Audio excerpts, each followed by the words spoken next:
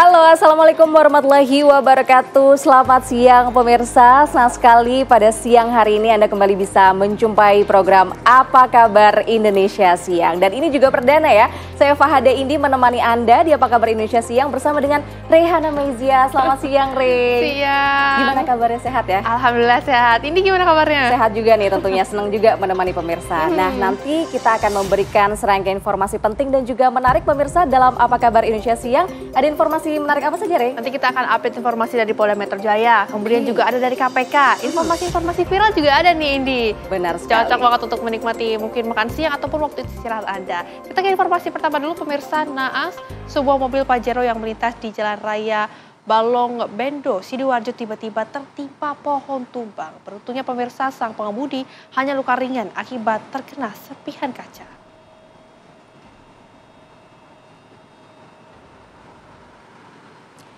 Ya, pemirsa, akibat peristiwa ini arus lalu lintas dua arah Surabaya-Mojokerto maupun sebaliknya Mojokerto-Surabaya lumpuh total selama 2 jam. Video tadi Anda saksikan merupakan detik-detik pohon berukuran besar tumbang dan menimpa mobil Mitsubishi Pajero yang ada di Jalan Raya Balong Bendo, Sidoarjo, Jawa Timur. Pohon jenis ambar dengan diameter sekitar 2 meter tumbang persis di atas kap mesin mobil. Meski tidak ada korban jiwa dalam insiden tersebut, namun pengemudi beserta dengan penumpangnya mengalami luka-luka akibat serpihan kaca. Menurut keterangan dari sejumlah saksi, pohon roboh diduga akibat akar yang lapuk termakan usia dan kondisi tanah yang lembek setelah diguyur hujan.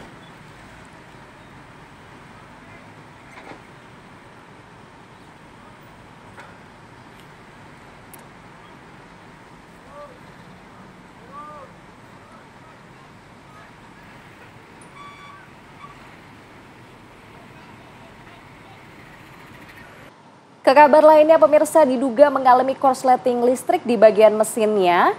Sebuah minibus terbakar di ruas jalan tol di Pelabuhan Kilometer 18 Tanjung Priok, Jakarta Utara. Dalam insiden ini, pengemudi berhasil menyelamatkan diri sebelum api mulai membesar. Dalam video amatir yang terekam kamera, pengguna jalan terlihat pemirsa sebuah minibus terbakar di ruas jalan tol Pelabuhan Kilometer 18 Tanjung Priok, Jakarta Utara. Petugas jalan tol yang tiba di lokasi langsung melakukan pengalihan jalur bagi pengguna jalan yang akan melintas. Lantaran api terus membesar dan sempat membuat arus lalu lintas mengalami kemacetan. Peristiwa kebakaran ini bermula saat minibus yang berisikan pengemudi sedang melaju dari arah Tanjung Priok menuju Ancol. Namun di tengah perjalanan, diduga minibus mengalami korsleting kelistrikan di bagian mesinnya sehingga menimbulkan percikan api dan membuat kendaraan tersebut hangus terbakar. Beruntung tidak ada korban jiwa maupun luka dalam insiden ini, namun sang pengemudi berhasil menyelamatkan diri sebelum api mulai membesar.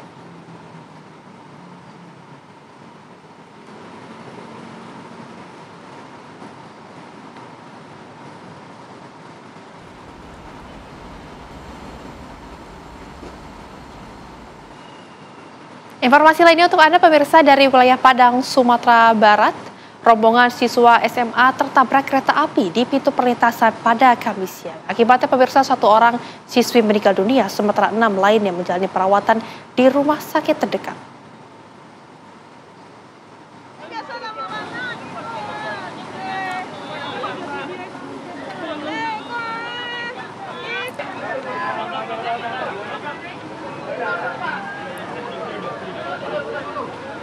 Beginilah suasana pasca kejadian kecelakaan maut yang melibatkan 1 unit mobil dengan kereta api bandara yang terjadi di palang pintu perlintasan di Kecamatan Padang Timur, Kota Padang, Provinsi Sumatera Barat. Mobil yang berisi rombongan pelajar ini, pemirsa, diketahui baru pulang melayat saat mobil melintasi palang pintu kereta api, tiba-tiba mesin mobil mati. Di saat yang bersamaan melintas kereta api bandara. Warga yang mengetahui kejadian segera melakukan evakuasi bagi para korban dan membawa mereka ke rumah sakit terdekat. Salah satu dari 7 penumpang City Car diketahui sudah tak bernyawa saat dilarikan ke rumah sakit. Sementara 6 lainnya mengalami luka-luka dan menjalani perawatan secara intensif.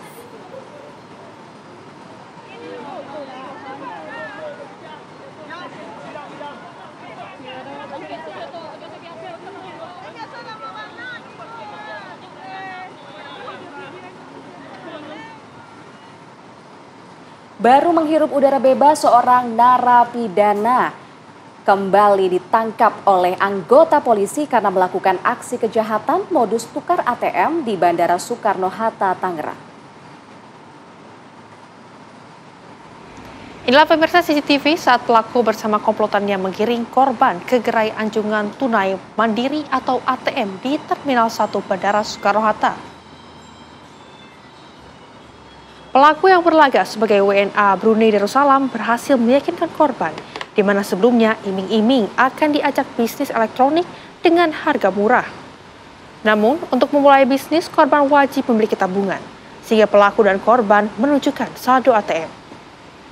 Usai menunjukkan isi saldo ATM, diam-diam pelaku bersama komplotannya mencatat PIN ATM korban sambil menuju terminal keberangkatan. Pelaku dengan cepat menukar ATM korban dan langsung berpisah. Dengan perjalanan, korban mendapatkan notifikasi transaksi transfer ke bank lain sebesar Rp41 juta, sehingga tersadar menjadi korban penipuan modus tukar ATM. Salah satu pelaku, AM, berhasil ditangkap saat sedang wajib lapor di Balai Permasyarakatan Bogor.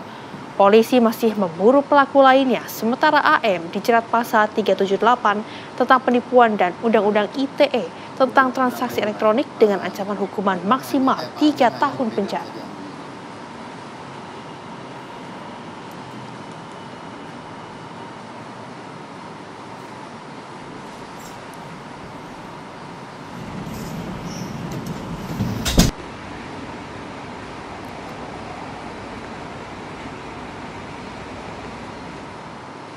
Kita ke informasi lainnya, pemirsa. Hari ini KPK memanggil Lisa Mariana untuk diperiksa sebagai saksi kasus korupsi pengadaan iklan di Bank Pembangunan Daerah Jawa Barat, Banten atau Bank BJB.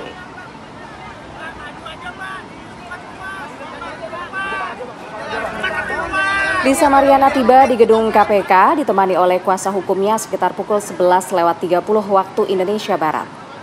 Selain Lisa, KPK hari ini juga memanggil anak dari Presiden ketiga yakni B.J. Habibie, ialah Ilham Akbar Habibie sebagai saksi. Kasus korupsi pengadaan iklan di BJB ini terjadi pada saat Ridwan Kamil menjadi Gubernur Jawa Barat. Dalam kasus ini KPK telah menetapkan 5 orang tersangka, salah satunya adalah Yudi Renaldi, Dirut Bank BJB.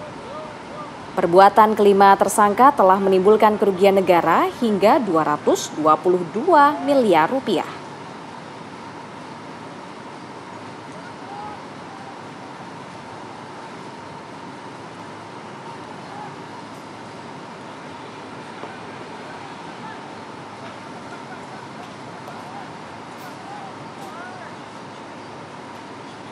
Komisi Pemberantasan Korupsi atau KPK menangkap Wakil Menteri Tenaga Kerja Immanuel Ebenezer. Immanuel Ebenezer, pemirsa atau akrab disapa Noel, ditangkap dalam operasi tangkap tangan pada Rabu malam bersama dengan 10 orang lainnya di wilayah Jakarta Selatan.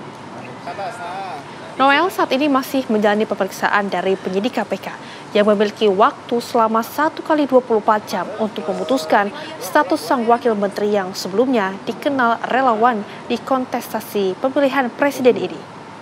Diduga pemirsa, Noel terlibat dalam dugaan kasus pemerasan terhadap sejumlah perusahaan untuk mengurus sertifikat keselamatan dan kesehatan kerja atau K3.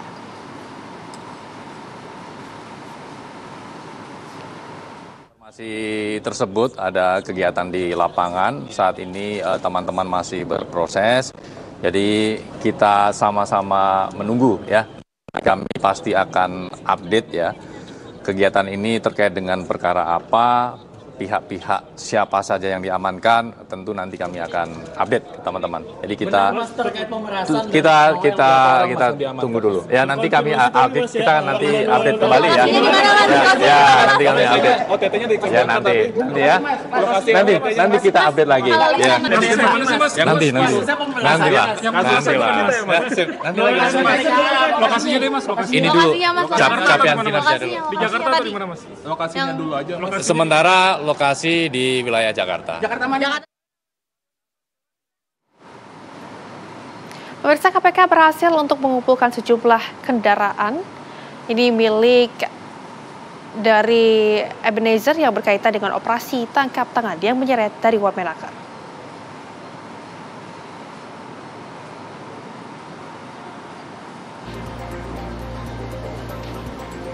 Ya, pemirsa, KPK OTT Wamenakar atau Noel, di mana ada penyitaan barang bukti sebanyak 15 mobil, kemudian juga ada 7 motor beserta dengan uang tunai.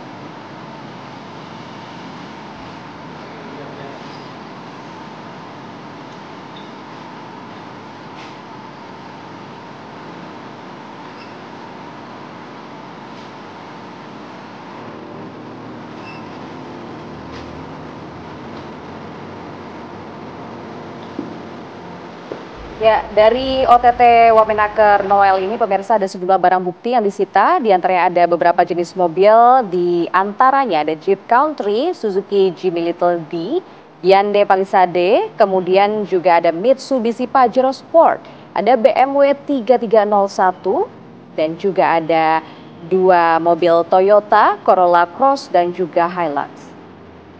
Tak hanya itu, jenis mobil yang diamankan oleh KPK juga ada Nissan GT-R, Honda CR-V Prestige, ada Mitsubishi Xpander, Honda CR-V, Hyundai Stargazer, kemudian juga ada Honda CR-V berwarna hitam dan Mitsubishi Xpander Ultimate.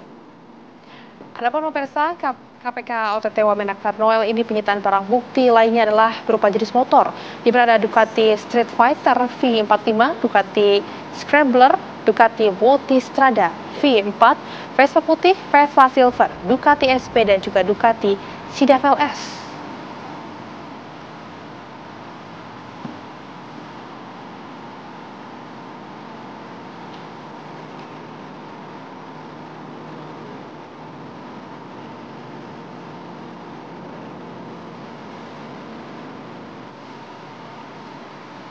Pemirsa, Menteri Ketenagakerjaan Yasirli menyatakan prihatin terkait dengan operasi tangkap tangan yang diduga koleganya Wakil Menteri Ketenagakerjaan Immanuel Ebenezer. Meski demikian, pemirsa, betul sekali, Yasirli menghormati dan juga mendukung langkah KPK terkait dengan sertifikasi keselamatan dan juga kesehatan kerja atau K3. Yasirli menegaskan Kemenaker telah melakukan fakta integritas dengan 1.000 perusahaan jasa K3.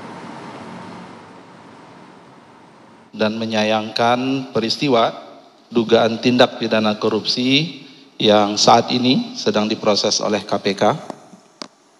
Saya menghormati proses hukum yang sedang dijalankan oleh KPK dan mendukung berbagai langkah KPK dalam melakukan penindakan pelaku korupsi.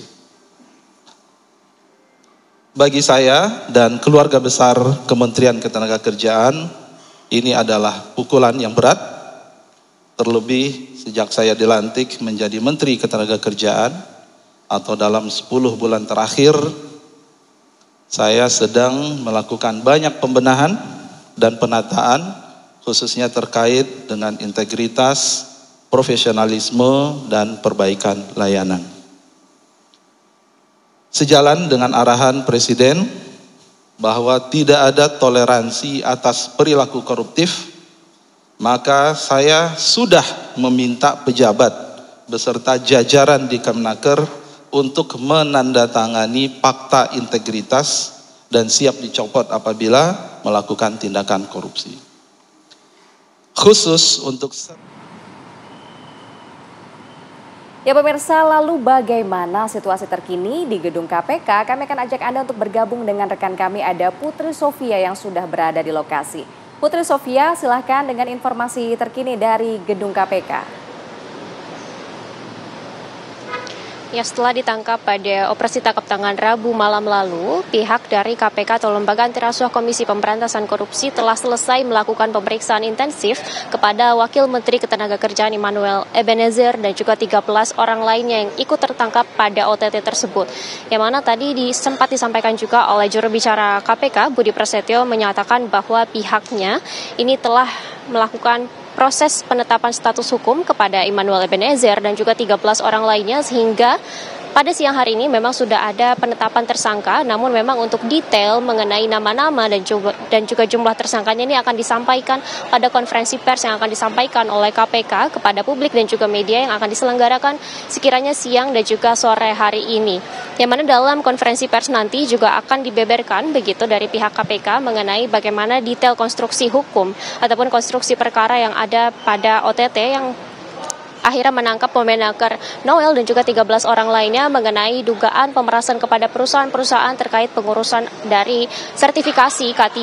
Yang mana kalau kita lihat dari OTT tersebut memang sudah ada maksud kami sudah ada 14 orang yang ditangkap dan juga ada beberapa barang bukti yang disita. Ini diantaranya ada 22 unit kendaraan dengan rincian 15 unit mobil dan juga 7 unit motor. Selain itu juga ada yang perlu digarisbawahi dari kasus ini adalah dari Wakil Ketua KPK Fitro Rohcayanto ini menyebutkan bahwa kasus pemerasan perusahaan mengenai pengurusan sertifikasi K3 ini sudah berlangsung sejak tahun 2019, yang mana memang ini terjadi beberapa tahun sebelum Emmanuel Ebenezer menjabat sebagai Wakil Menteri Ketenagakerjaan pada Oktober 2024 lalu. Sehingga Wakil Ketua KPK Fitro ini menyebut bahwa kerugian ataupun nilai yang dirugikan dari kasus ini memang cukup besar, mengingat ini berlangsung cukup lama, kurang lebih sekitar 6 tahun. Untuk sementara memang kami masih menunggu bagaimana jalannya konferensi pers, apa saja nanti yang disampaikan, bagaimana konstruksi hukum dan juga kronologis dari operasi tangkap tangan yang terjadi pada hari Rabu lalu. Untuk sementara kami kembalikan ke Anda di studio. Baik, terima kasih Putri Sophie atas laporan Anda langsung dari KPK. Selamat kembali beraktivitas. Ya, pemirsa, jagat maya sempat dihebohkan dengan pengakuan seorang pria warga negara asing. Kita akan hadirkan informasi usai jeda, tetaplah bersama kami di Apa Kabar Indonesia Siang. Anda kembali bersama kami di Apa Kabar Indonesia Siang, pemirsa. Kami hadirkan kembali informasi-informasi viral untuk Anda, di mana ada kebakaran sumur minyak rakyat di Blora, Jawa Tengah yang masih belum bisa dipadamkan. Ya, tepatnya pada hari kelima terjadinya kebakaran sumur minyak rakyat, ada sejumlah petugas gabungan dari BPBD, pihak Pertamina, serta TNI dan Polri mulai menyiapkan alat untuk proses pemadaman api.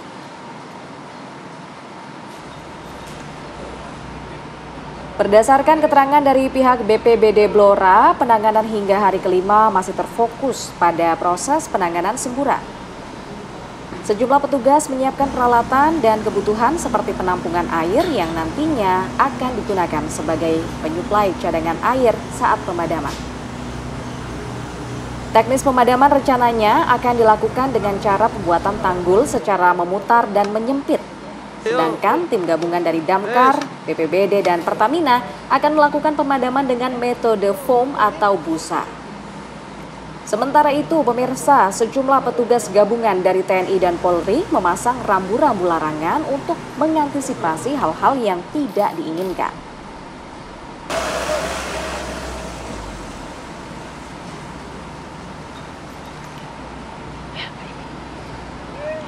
Ya, kita beralih ke informasi lainnya, pemirsa. Kita beralih ke kabar lainnya, pemirsa. Talut Sungai Gajah Wong di Kampung Baciro, Gondo Kusuman, Yogyakarta ambrol setelah diterjang banjir. Warga sekitar juga dihimbau untuk mengantisipasi adanya potensi longsor susulan. Cuaca ekstrim dengan hujan lebat menyebabkan sejumlah kerusakan di wilayah kota Yogyakarta. Salah satunya ambrolnya talut setinggi 1 meter di Sungai Gajah Wong. Longsoran material tampak masih ada di aliran Sungai Gajah Wong. Talut yang longsor ini, pemirsa, mengancam bangunan rumah lantai 2 yang berada di atasnya karena menyisakan rongga besar pada bagian belakang rumah. Saat ini rumah yang terdampak telah dikosongkan karena membahayakan penghuninya. BPBD Daerah Istimewa Yogyakarta menghimbau agar masyarakat waspada dan terus mengikuti perkembangan cuaca terkini serta mematuhi arahan pihak berwenang untuk mengurangi dampak cuaca ekstrim.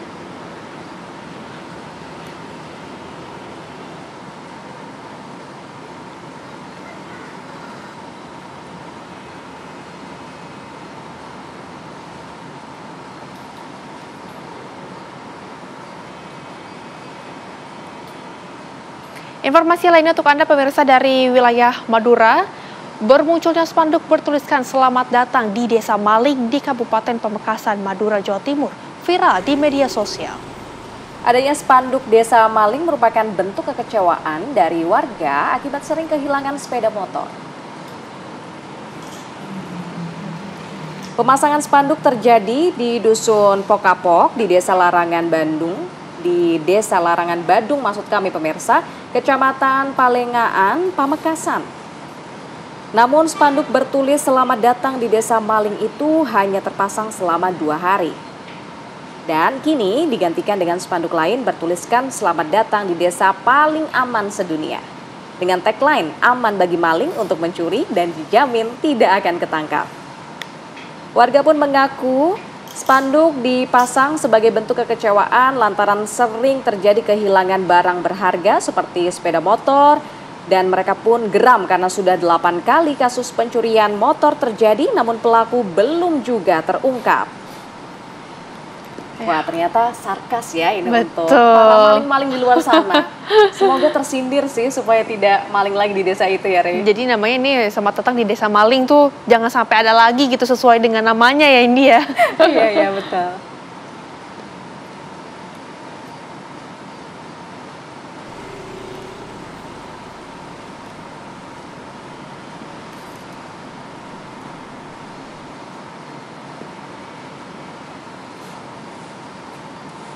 Ke kabar lainnya pemirsa, kereta api komuter lain Jenggala relasi Surabaya-Sidoarjo mendadak berhenti saat melintas di jalur kereta di kawasan Kecamatan Candi, Sidoarjo, Jawa Timur.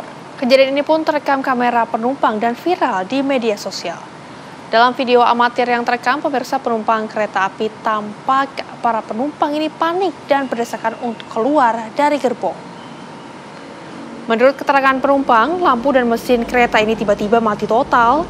Tak hanya itu, pemirsa, kereta juga langsung berhenti mendadak sehingga banyak penumpang yang berteriak panik. Pihak KAI Daob 8 Surabaya menjelaskan seharusnya kereta berhenti di stasiun Sidoarjo, namun tidak dapat dilakukan. Petugas langsung melakukan koordinasi dengan masinis dan pengatur perjalanan di stasiun sekitar untuk pengamanan. Pihak KAI memastikan seluruh penumpang selamat dan tidak ada korban jiwa. Hingga kini penyebab insiden masih dalam penyelidikan, sementara perjalanan kereta lain di jalur tersebut masih tetap berjalan dengan normal.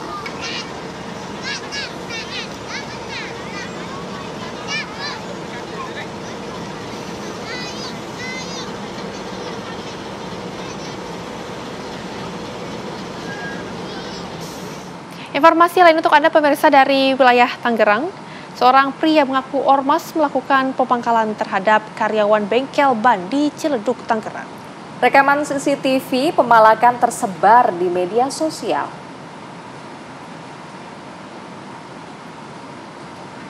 Ya pemirsa, ada aksi pemalakan di sebuah bengkel ban yang ada tepatnya ini di Jalan Raden Patah di Parung Serap, Ciledug, Tangerang, terjadi sejak 3 Mei 2025 hingga saat ini. Menurut keterangan karyawan bengkel, pria itu seringkali datang bersama dengan temannya untuk meminta uang sebesar Rp100.000 kepada karyawan bengkel. Pria tersebut juga kerap melakukan pemaksaan hingga pengancaman menggunakan senjata tajam bila tidak diberi uang.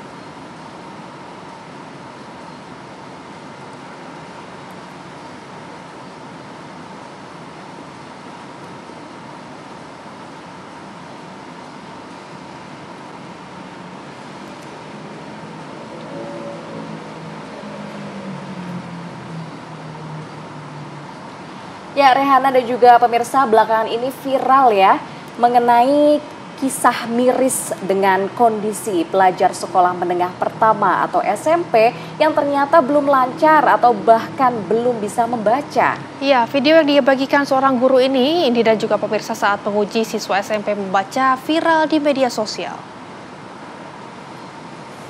Hah? Baca. Isi kosong. Hah? Baca dulu ini, baca dulu. Si. PI. P. SI. Si. ON.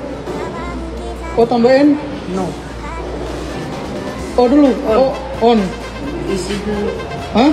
This is non. P. This is non. P. C. C. C. On. Dibaca? Isi on. Iya, oke. Oi, baca dulu ini. Pemirsa, seperti yang kita lihat dalam sebuah video terlihat seorang pelajar SMP sedang diuji oleh sang guru untuk membaca tulisan yang tertera di sampul buku. Tulisan yang terdiri dari satu kata itu bahkan masih dieja. Sang siswa tampak tidak lancar untuk membaca. Fakta ini menjadi peringatan keras bahwa pendidikan di Indonesia sedang tidak baik-baik saja. This is non. Si. Dibaca? Isi on. Iya, oke. Oi, baca dulu ini. Baca. Pemirsa, jagat baya ini sedang dihebohkan dengan seorang pengakuan di mana ada pria warga negara asing yang mengaku kehilangan uang sebesar $5.000 saat pemeriksaan di Bea Cukai Bandara Internasional Soekarno-Hatta. Nah, ternyata tuduhan yang dilayangkan WNA kepada petugas Bea Cukai itu, pemirsa, tidak sesuai dengan narasi yang beredar di media sosial. Customs stole $5,000. Since then, they refuse to prove to the CCTV, I'm in the office, that they don't have to prove me anything. It's not controlled by this. This is the office. They said I was text that I look like somebody who smoked. They tried to taste everything, nothing. See the things I didn't. The text when they stole the money that I went to toilet. Inilah video yang menampilkan curahan hati atau curhat dari seorang WNA berinisial MS yang mengaku kehilangan uang sebesar $5.000 saat pemeriksaan di Bea Cukai di Bandara Internasional Soekarno-Hatta. Namun setelah dilakukan pemeriksaan oleh petugas Bea Cukai, pemirsa, apa yang dituduhkan WNA berpaspor Kamerun tersebut tidaklah benar. Kedua belah pihak akhirnya sepakat untuk menyelesaikan perkara secara kekeluargaan.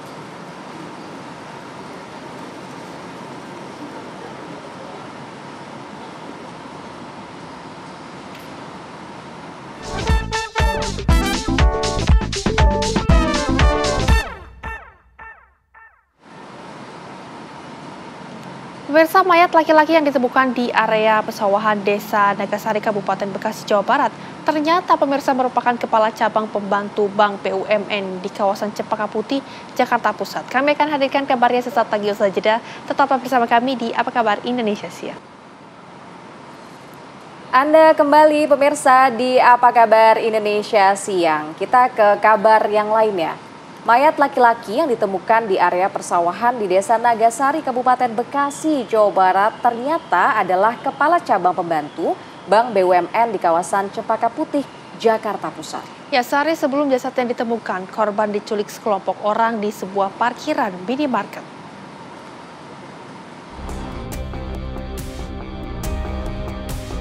Jasad kepala cabang pembantu Bank BUMN di kawasan Cempaka Putih, Jakarta Pusat pada Kamis pagi ditemukan di area persawahan Desa Nagasari, Kabupaten Bekasi, Jawa Barat. Sebelumnya, dalam rekaman video amatir, korban bernama Muhammad Ilham Pradipta dihampiri 3 orang pria tidak dikenal di parkiran sebuah supermarket di Jalan TB Simatupang, Pasar Rebo, Jakarta Timur pada Rabu sore. Saat hendak masuk ke mobilnya, korban tiba-tiba langsung dipaksa masuk oleh ketiga orang tersebut ke dalam mobil minibus berwarna putih. Sehari setelahnya, pada Kamis pagi, jasad korban ditemukan di area persawahan di Kabupaten Bekasi, Jawa Barat. Pakaian yang dikenakan korban terlihat masih sama seperti saat korban diculik. Sedangkan kaki dan tangan korban terikat tali, serta mata korban tertutup dengan lakban.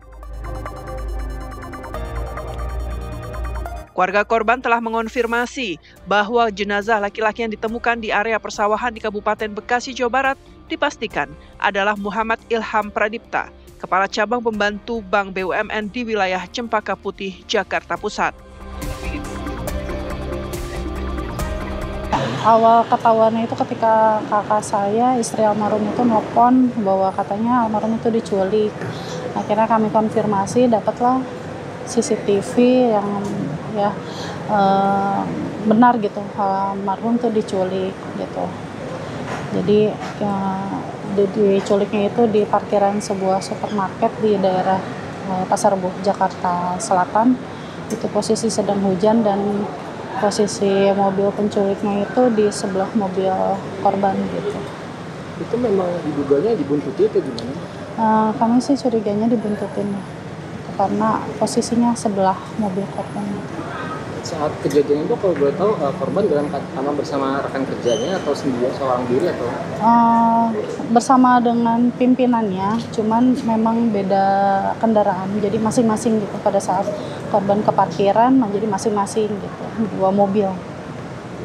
Mbak, setahu keluarga, korban ini punya musuh nggak dalam waktu dekat ini atau seperti apa? Nggak ada sih Mas, jadi memang semua banyak yang bilang itu beliau itu orang baik gitu, orang yang sangat baik gitu. Jadi selama ini kita nggak pernah dengar beliau punya musuh apa nggak ada. Jenazah korban kini masih berada di Rumah Sakit Polri Kramat Jati untuk penyelidikan penyebab pasti kematian korban. Tim TV One mengabarkan. Pemirsa, masih mengenai kasus penemuan mayat di mana seorang kepala cabang pembantu Bank BUMN di Cempaka Putih, Jakarta, Ilham Pradipta, ditemukan tewas di area pesawahan di Kabupaten Bekasi. Korban ini ditemukan mengenaskan dengan kondisi tangan terikat dan kepala serta kaki yang terlilit lakban berwarna hitam. Dan berikut pemirsa, kita simak laporan dari Crescentia Kinanti dan juru kamera Budiman yang berada di TKP penemuan mayat MIP di lokasi. Tempat kejadian perkara atau TKP di mana ditemukan jasad seorang pegawai dari salah satu bank BUMN berinisial MIP, di mana ditemukan dalam kondisi mengenaskan dengan tangan yang dililit oleh tali rafia berwarna merah, kemudian dengan wajah tepatnya di bagian mata yang dililit dengan lakban hitam, kemudian kaki yang juga dililit oleh lakban hitam. Sebelumnya, ini pihak dari kepolisian sudah melakukan olah TKP, di mana ditemukan beberapa barang bukti juga di daerah sini. Di tempat ini, daerah merupakan daerah persawahan di Kabupaten Bekasi. Untuk mengetahui bagaimana kejadian atau bagaimana kemarin saat olah TKP, kami sudah bersama dengan salah seorang warga yang tinggal di sekitar area ditemukannya jasad MIP ini. Ya Ibu, selamat pagi Ibu. Mungkin boleh diceritakan sedikit kemarin bagaimana Bu saat TKP ini diperiksa? Ya saya kan nggak tahu ya, tahu pulang dari pasar di sini udah rame, udah banyak orang. Katanya ada yang ngebuang mayat. Ya nggak tahu itu orang dari mana. Jadi untuk kejadian seperti ini baru sekali atau sebelumnya sudah pernah Bu? Baru sekali, iya. Kalau untuk kondisi di wilayah ini sendiri Bu, ini emang sepi atau bagaimana Bu? Iya emangnya sepi kalau daerah sini.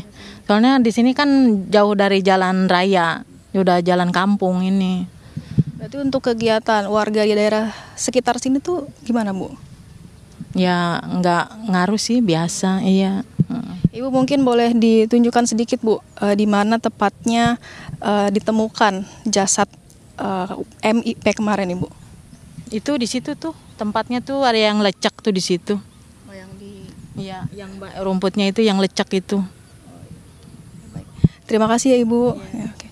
Ya itu tadi penjelasan sedikit dari salah seorang warga yang tinggal di daerah tempat kejadian perkara ini. Ya baik, berdasarkan informasi terakhir yang kami dapatkan terkait dengan pelaku dari penculikan ini, polisi sudah menetapkan 4 orang tersangka yang diduga sebagai pelaku penculikan. Namun untuk eksekutor dari pembunuhan ini hingga kini masih dalam proses penyelidikan atau dalam status buron. Kemudian terkait dengan motif dari pembunuhan ini dan penculikan ini juga masih dalam proses penyelidikan. Dari Kabupaten Bekasi, Crescentia Kinanti, Budiman, TV One mengabarkan. Ya pemirsa, Subdit Resmob Ditreskrimum Polda Metro Jaya menangkap 4 pelaku penculikan dan pembunuhan kepala kantor cabang pembantu sebuah bank BUMN di Jakarta Pusat, yakni Muhammad Ilham Pradipta. 3 pelaku diamankan di kawasan Johar Baru, Jakarta, dan 1 lainnya diamankan saat tiba di Bandara Komodo, Labuan Bajo, Nusa Tenggara Timur. RW, pelaku penculikan kepala kantor cabang Bank Pembantu BRI Cempaka Putih, Jakarta Pusat, Muhammad Ilham Pradipta, diamankan petugas Subdit Resmob Ditreskrimum Polda Metro setelah mendarat di Bandara Nusa Tenggara Timur pada hari Kamis malam. RW melarikan diri ke NTT usai melakukan penculikan bersama 3 rekannya. Petugas juga diamankan 3 terduga pelaku terkait kematian Ilham Pradipta, yakni AT, RS, RAH di kawasan Johar Baru, Jakarta Pusat. Keempat terduga pelaku langsung dibawa ke Jakarta dan menjalani pemeriksaan di Polda Metro Jaya. Sebelumnya, aksi keempat pelaku saat menculik korban sempat rekam oleh kamera CCTV di kawasan perbelanjaan Pasar Rebo, Jakarta Timur. Saat penculikan terjadi, korban hendak menuju mobilnya yang terparkir, namun dihadang dan dibawa masuk ke dalam mobil para pelaku yang terparkir di samping mobil korban. Jasad korban kemudian ditemukan di sebuah lahan kosong di kawasan Cikarang, Bekasi, Jawa Barat.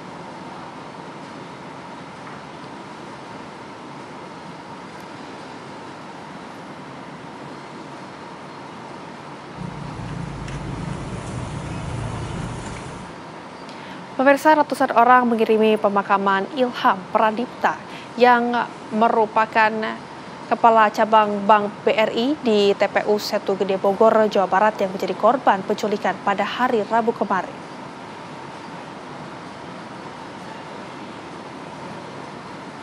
Keluarga berharap kasus dugaan pembunuhan ini dapat diselesaikan. Motifnya dapat terang benderang sehingga pelaku dapat segera tertangkap. Korban diduga menjadi korban penculikan oleh sekelompok orang tak dikenal saat berada di sebuah pusat perbelanjaan di Pasar Rebo, Jakarta Timur. Saat itu pemirsa, korban hendak masuk ke dalam mobil pribadinya namun tiba-tiba dihadang oleh sekelompok orang. Korban pun dipaksa ikut dan setelahnya ditemukan meninggal dunia di daerah perbatasan Bekasi. Saat ditemukan, korban dalam kondisi tangan dilakban dan mengalami sejumlah luka di tubuhnya.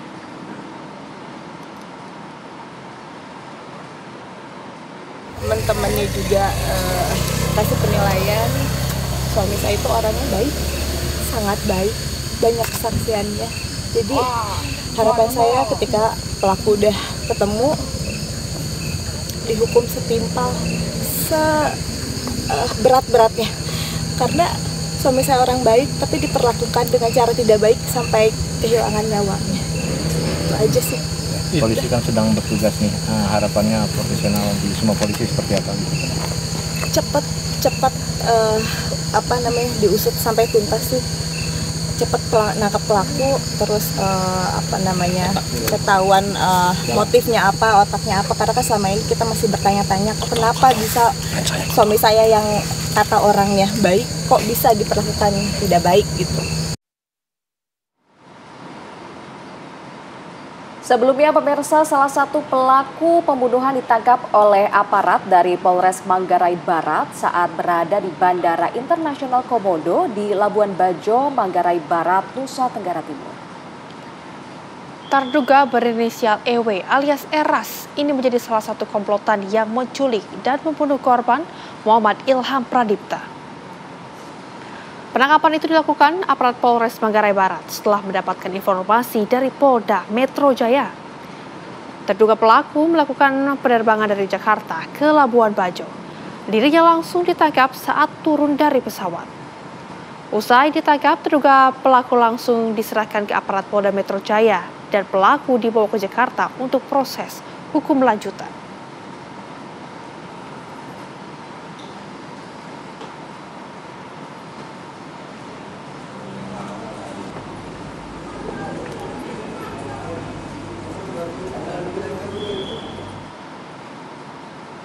Dan pemirsa, untuk mengupdate informasi terbaru dari meninggalnya Kepala Cabang Pembantu Bank BUMN, kami sudah terhubung dengan reporter TV One yang sudah ada di Polda Metro Jaya, ada Nadila Saleh di sana. Nadila, silakan dengan laporan Anda.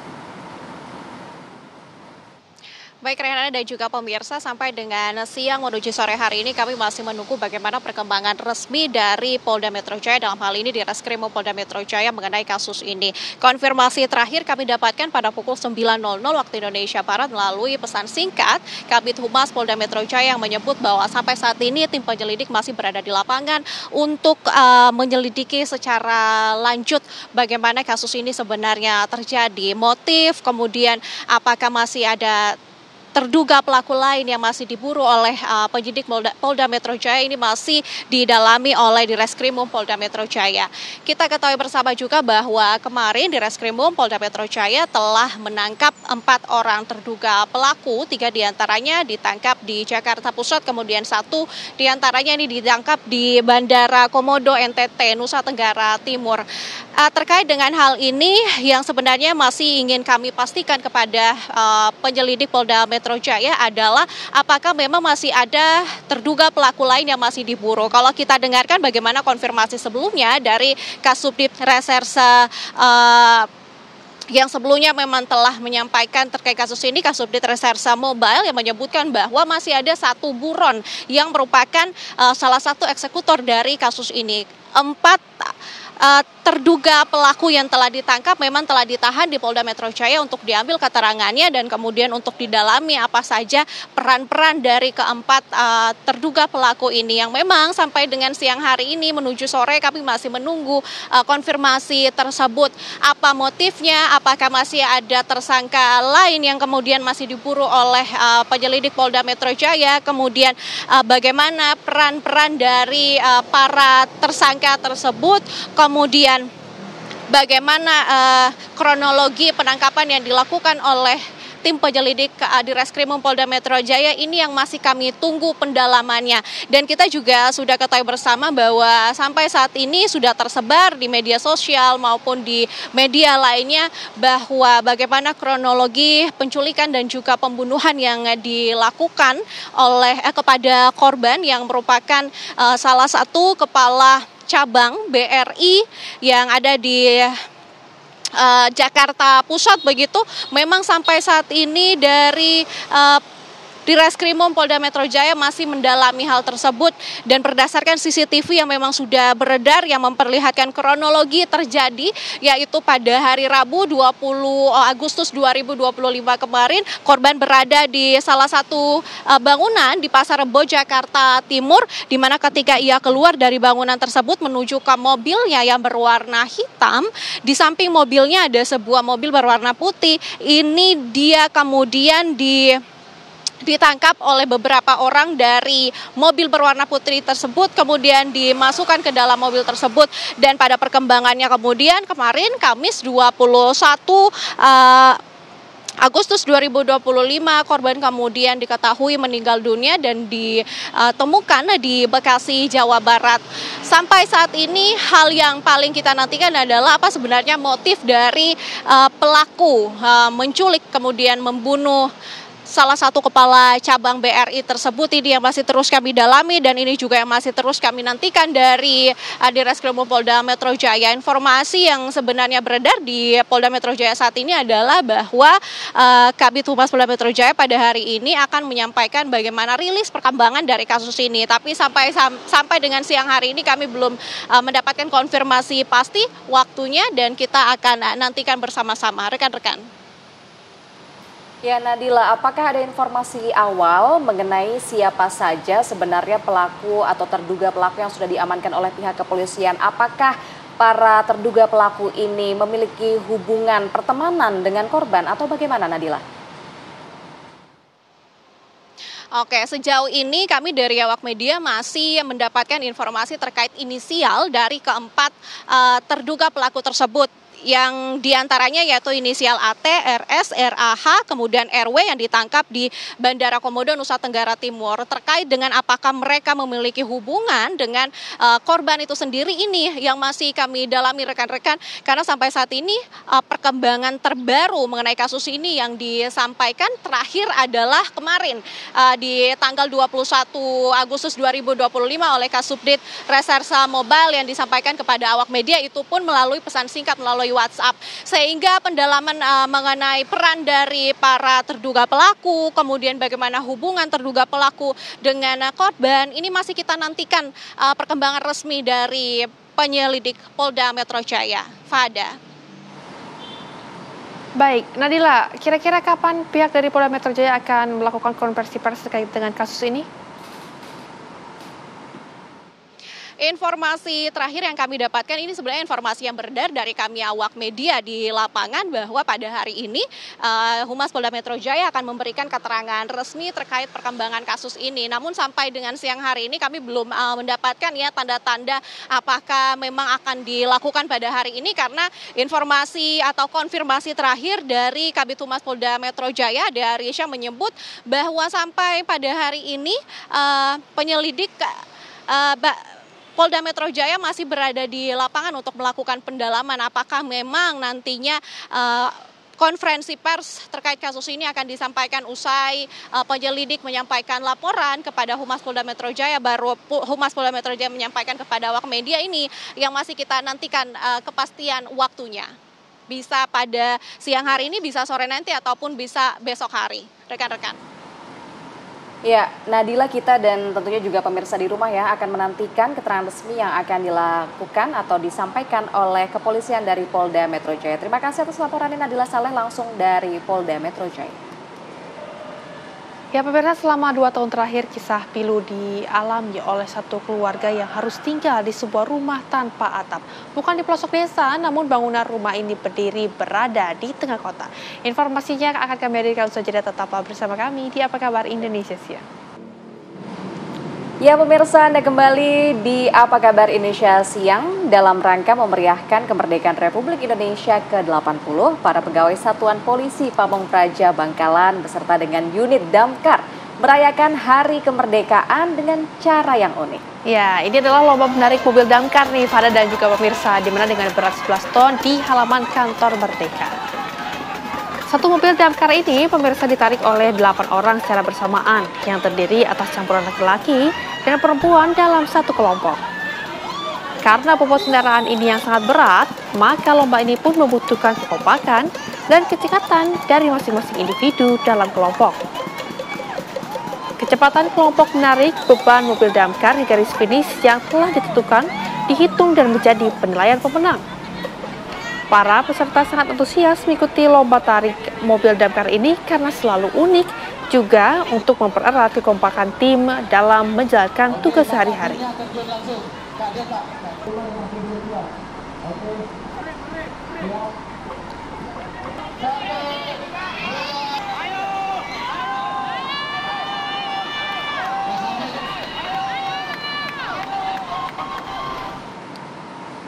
Pemirsa, ini ada berita yang cukup mengkhawatirkan dari Sragen karena selama 2 tahun terakhir kisah pilu dialami satu keluarga yang harus tinggal di sebuah rumah tanpa atap. Ya, bahkan mereka ini bukan tinggal di pelosok desa pemirsa, namun bangunan rumah mereka berdiri berada di tengah kota.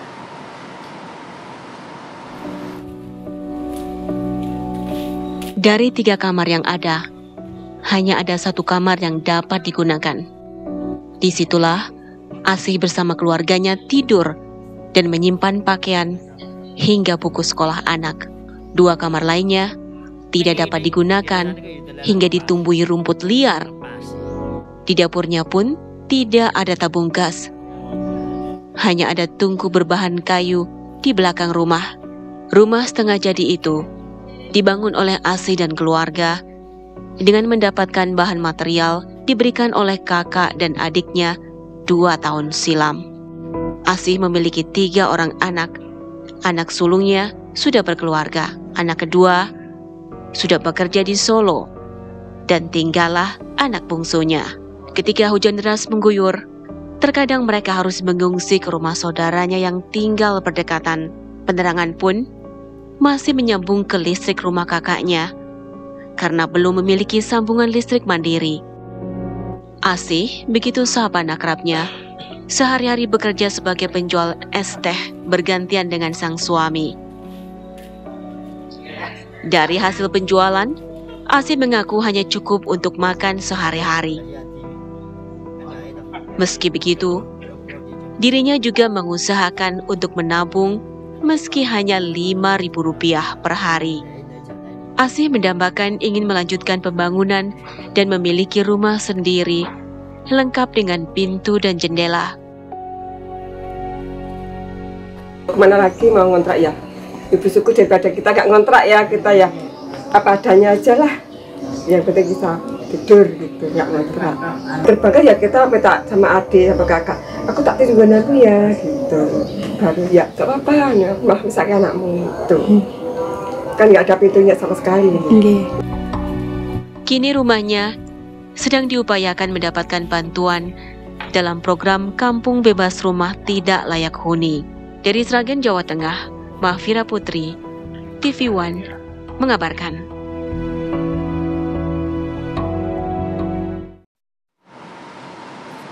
Kita ke kabar dari Cilacap, Jawa Tengah. Pemirsa, seorang pria di Cilacap, Jawa Tengah menjadi bulan-bulanan masa karena diduga hendak mencuri motor milik warga.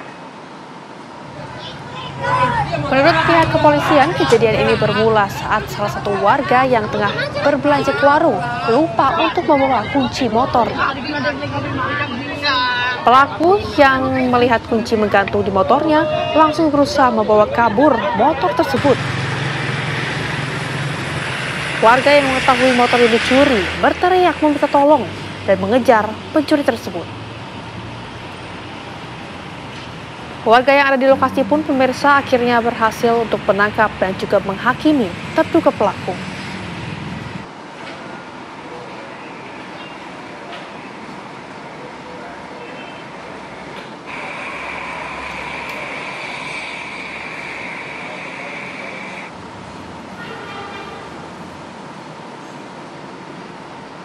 Pemirsa, kita akan jeda terlebih dahulu. Saya jeda berikut ini. Apa kabar Indonesia Siang akan kembali dengan informasi viral mengenai persalinan tragis di Puskesmas Pinang Sori, Kabupaten Tapanuli Tengah, Sumatera Utara yang mengakibatkan kepala bayi terputus dari badannya. Persalinan pun dilakukan oleh bidan di Puskesmas tersebut.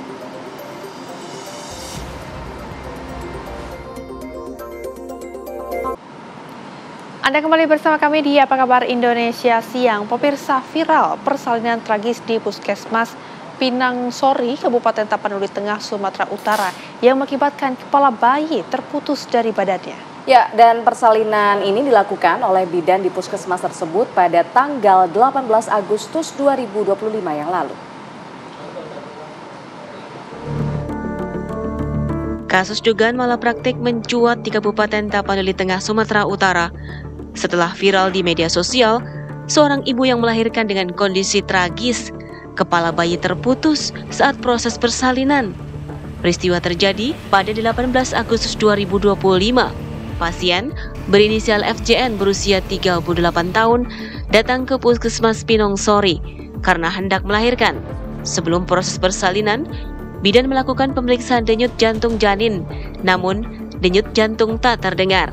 Pihak puskesmas menyarankan agar pasien dirujuk ke rumah sakit, namun pasien dan keluarga menolak. Pasien dan suami menandatangani surat persetujuan untuk persalinan normal di puskesmas. Proses persalinan ternyata tidak berjalan lancar. Sang ibu tidak mampu mengejan dan kontraksi sudah tidak ada. Sementara bau bayi tersangkut di jalan lahir. Insiden terjadi saat bidan mencoba membantu dengan metode dorongan dari perut sambil menarik kepala bayi. Mengingat DJJ tadi itu sudah tidak didengarkan, di petugas kita punya prinsip bagaimana supaya ibunya bisa terselamatkan. Nah, disampaikan si petugas kita lah kepada pasien bahwa di sini kami tidak bisa berbuat apa-apa. Seharusnya ini di rumah sakit bisa dilaksanakan tindakan untuk melahirkan si bayi ini.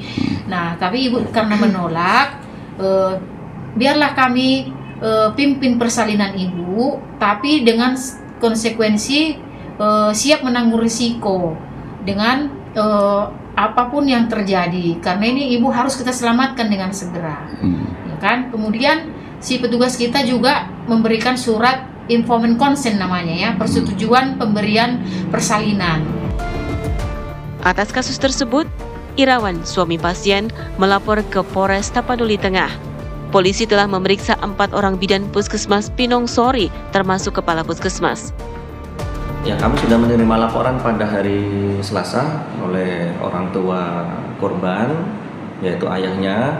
Sudah kita mintai keterangan, dan hari ini baru kami mintai keterangan dari pihak bidan maupun kepala puskesmas. Untuk saat ini masih tahap penyelidikan dan kami mintai keterangan saksi. untuk melihat peristiwa, fakta-fakta yang ada di lapangan. Polisi hingga kini masih menyelidiki kasus dugaan malapraktik persalinan di Puskesmas Pinang Sori. Dari Tapanuli Tengah, Sumatera Utara, Saren Situmorang, TV One mengabarkan.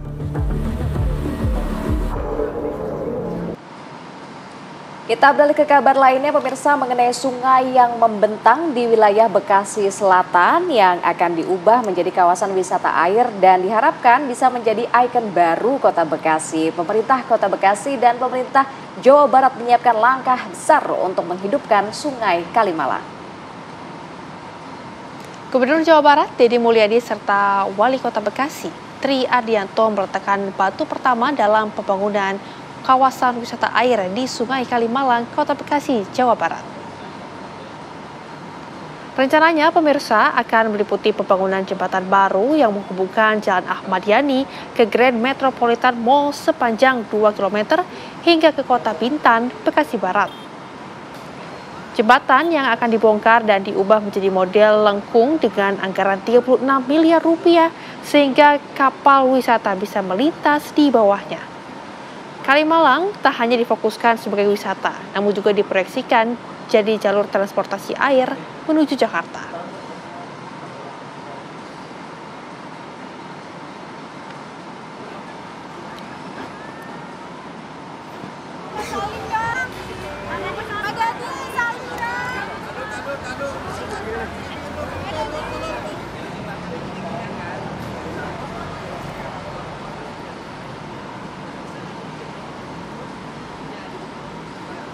Ya, pemirsa, Gubernur Jawa Barat Deddy Mulyadi serta Wali Kota Bekasi Tri Ardianto meletakkan batu pertama dalam pembangunan kawasan wisata air di Sungai Kalimalang, Kota Bekasi, Jawa Barat pada hari Kamis siang. Iya, menarik sekali ya Rehana, karena rencananya ini akan meliputi pembangunan jembatan baru yang menghubungkan Jalan Ahmad Yani ke Grand Metropolitan Mall sepanjang 2 km hingga ke Kota Bintan, Bekasi Barat. Dan untuk itu pemerintah provinsi tidak akan ragu untuk berkolaborasi mengucurkan pembiayaan baik belanja langsung maupun belanja bantuan keuangan. Dan kita akan tempuh itu, kita punya target selama 5 tahun kita memimpin baik gubernur maupun wali kota, nanti bisa dilihat jejak peradaban yang ditinggalkannya. Depannya direncanakan untuk wisata air, kuliner. Kami berharap di Januari sudah bisa selesai pembangunannya dan sudah bisa dirasakan manfaatnya oleh warga Kota Bekasi. Pemirsa, masih ada beragam informasi penting dan juga menarik lainnya di Apa Kabar Indonesia Siang. Usai jeda pariwara berikut ini, jadi jangan kemana-mana, tetap bersama kami.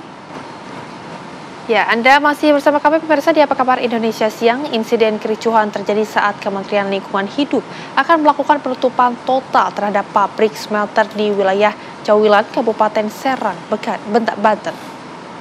Dan Humas Kementerian Lingkungan Hidup serta jurnalis yang meliput mendapatkan penganiayaan dari pihak keamanan pabrik tersebut.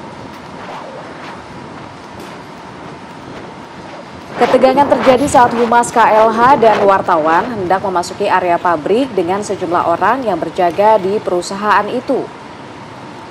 8 orang wartawan dan Humas KLH yang juga menjadi korban pengeroyokan yang diduga merupakan pihak keamanan hingga oknum ormas. Menteri Lingkungan Hidup Hanif Faisal menjelaskan perusahaan yang bergerak di bidang pengelolaan limbah B3 Ipor ini diduga tidak mengantongi izin dan berdampak buruk terhadap lingkungan. Pabrik smelter yang ada di Cawilan ini diduga tak mengantongi dan mencemari lingkungan, bahkan pernah disegel pada Februari lalu, namun malah beroperasi kembali.